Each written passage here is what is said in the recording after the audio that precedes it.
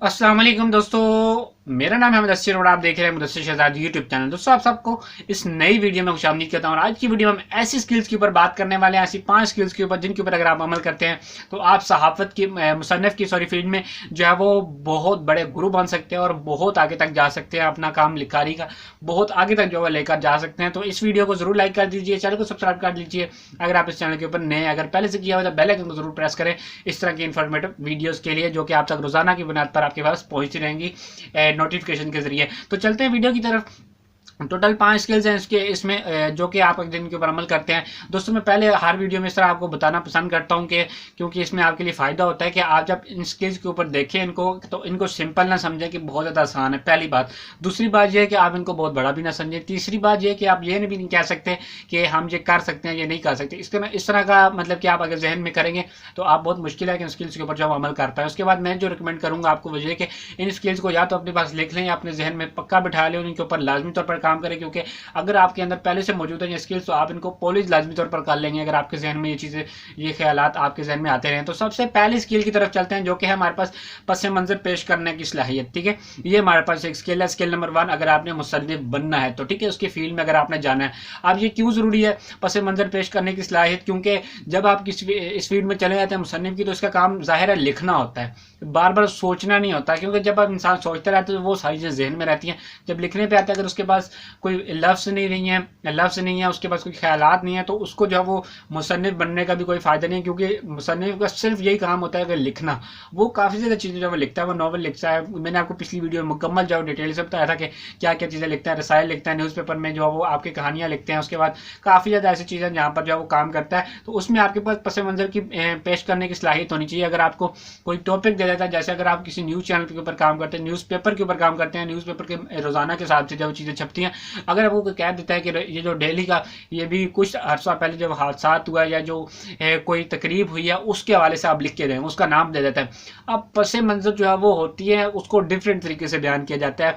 अब वो ज़रूरी नहीं कि मुकम्मल आपने तकरीर लिखनी है, उसके हवाले से मुसन्निफ हज़रात जो हैं वो जो अच्छी तरह से जानते हैं इस चीज़ के बारे में, वो लाजमी तौर पर बता देंगे कि इसको किस तरह करते हैं। कमेंट बॉक्स में अगर बता दें, अगर आप बता सकते हैं तो वो मुख्तलिफ तरह से पस मंज़र पेश करता है कि इस कहानी के पीछे क्या है, इसके आगे क्या होने वाला है, इसके जब हो रहा था उस वक्त क्या हो रहा था। मुख्तलिफ चीज़ें इसकी जब वो मुख्तलिफ जावियों से इस चीज़ को जो है बयान किया जाता है। तो ये बहुत ज़्यादा इंपॉर्टेंट है आप सब दोस्तों के लिए कि पस मंज़र पेश करने की सलाहियत आपके पास जो है लाजमी तौर पर होनी चाहिए। और आप नई नई चीज़ें सोच कर उनको मुख्तलिफ बयान करना आपके पास जो है लाजमी तौर पर आपको आना चाहिए। उसके बाद दूसरे नंबर की स्किल जो मैंने आपके लिए रखा है वो है तनकीद बर्दाश्त करने की सलाहियत।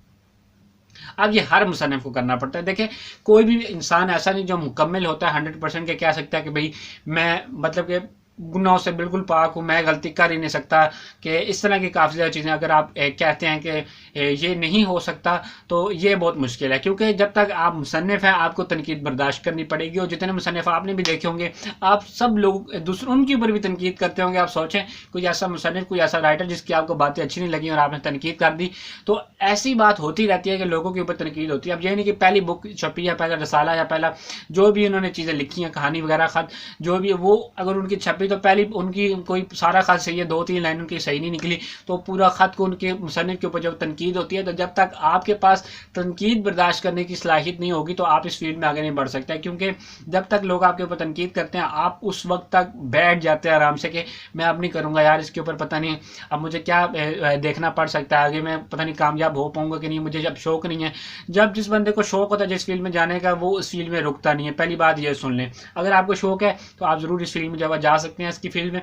और तनकीद बर्दाश्त करना आपको जब लाजमी तौर पर अपने साथ जेब में रखना पड़ेगा कि जब लोग कोई बात करें तो आप उसमें कहेंगे चले कोई बात नहीं, नेक्स्ट टाइम हम इम्प्रूव करेंगे और इंशाल्लाह जो है आगे बढ़ेंगे मिलकर। और आपके लिए मैं जो है और मज़े मज़े की चीज़ें लाता रहूँगा। या फिर उनको आप ये भी कह सकते हैं मैंने ये इसलिए लिखा है और ये मैंने इसलिए जब इम्प्रूव मतलब कि इसकी कोटेशन दी है। काफ़ी ज़्यादा चीज़ें होती है जो कि लिखते हुए आपको जो है वो लिखनी पड़ती हैं। तो उसमें आपको जो है उनकी जो लोग नहीं जानते उनको वजाहत भी करनी पड़ती है ताकि मज़ीद जो है वो उसके ऊपर जो है वो मामला जो है गर्म ना हो सके। तो आप इसके बारे में मज़ीद जो है जानते होंगे। तो उसके बाद चलते हैं नेक्स्ट स्किल की तरफ जो कि हमारे पास है इंफॉर्मेशन टेक्नोलॉजी की आपके पास जो है लाजमी तौर पर आपको खबर होनी चाहिए लेटेस्ट न्यूज़ के हवाले से, क्योंकि आज का जो काम है वो सारा का सारा मुसन्निफ जो है वो करता है कंप्यूटर्स पर। आप बड़े बड़े अंग्रेज़ों को देखते होंगे कि वो जो काम अपनी बुक्स लिखते हैं, वो अपनी कहानियाँ लिखते हैं, अपने रसायल लिखते हैं, क्योंकि आजकल जो ऑनलाइन है सिस्टम है सारा, तो वो सारा कुछ कंप्यूटर पर लिखते हैं। तो पाकिस्तान में भी और इंडिया में भी काफ़ी एशियन कंट्रीज जितनी है हमारे पास,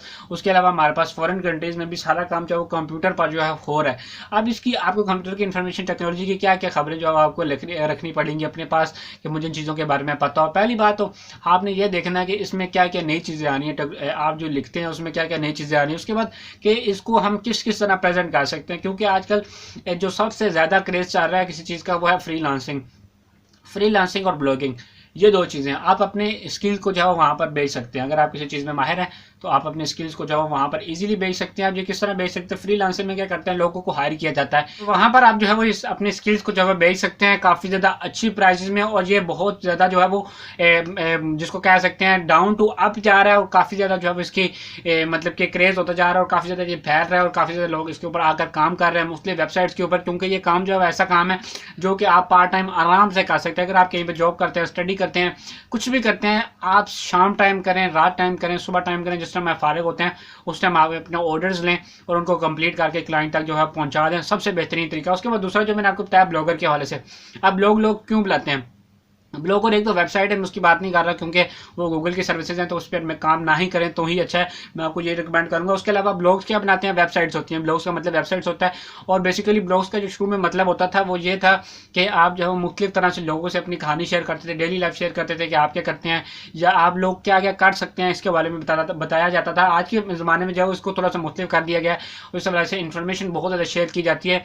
तो आप ऐसा ब्लॉग बनाते हैं कि जिसके ऊपर ना आपको 24 घंटे में सिर्फ 1 मिनट मिलता है ना फालतू, तो आप जब मर्जी मिलता है वो आप लिखते हैं वहाँ पर, और जो शेयर हो जाता है इंटरनेट के ऊपर, पूरी दुनिया में जब फैल जाता है, तो जहाँ पर मर्जी उसको लोग देखना चाहें वो जो है वो देख सकते हैं। तो ब्लॉग्स काफ़ी ज़्यादा जो है वो जा सकते हैं, हाई रैंकिंग में जो है वो चले गए हैं, क्योंकि इससे बहुत ज़्यादा अच्छे खासे आप पैसे कमा सकते हैं। उसके अलावा आप लिखते हैं तो आपको किसी के ऊपर जो किसी का आपके ऊपर जो कंट्रोल नहीं होता कि आपको कहेगा ये काम करना ही करना है। कि अगर आप फ्रीलांसर करते हैं वहाँ पर थोड़ा बहुत होता है, क्लाइंट जो आपको कहता है, और उसके बाद आपको जो कंपनीज होती हैं जहाँ पर आप रजिस्टर होकर काम कर रहे होते हैं वो भी आपको बैन कर सकती हैं। लेकिन वेबसाइट्स के ऊपर ऐसी कोई भी चीज़ नहीं हो सकती जहाँ पर आपको जो है किसी तरह का भी नुकसान उठाना पड़ सके। अगर आप जिस तरह एक तरीके से पैसे कमाते हैं तो इसके 1000 तरीके हो सकते हैं पैसे कमाने के, जहाँ से आप जो है वो कमा सकते हैं।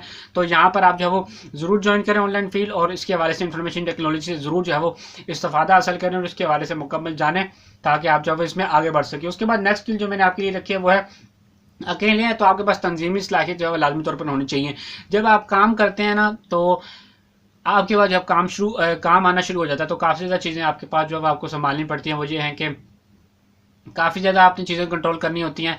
वो क्या क्या चीज़ें हैं जो कि आपने जब अगर आपको किसी न्यूज़पेपर के हवाले से काम मिला तो मुख्तलिफ चीज़ें आपने लिखनी होती हैं।